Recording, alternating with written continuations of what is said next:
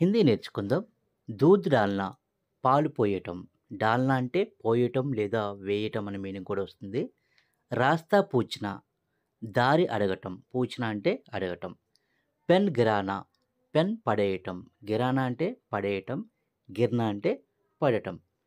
చాతా కోల్నా గొడుగు తెరవటం అంటే గొడుగు ఓపెన్ చేయటం. కోల్నా అంటే ఓపెన్ చేయటం.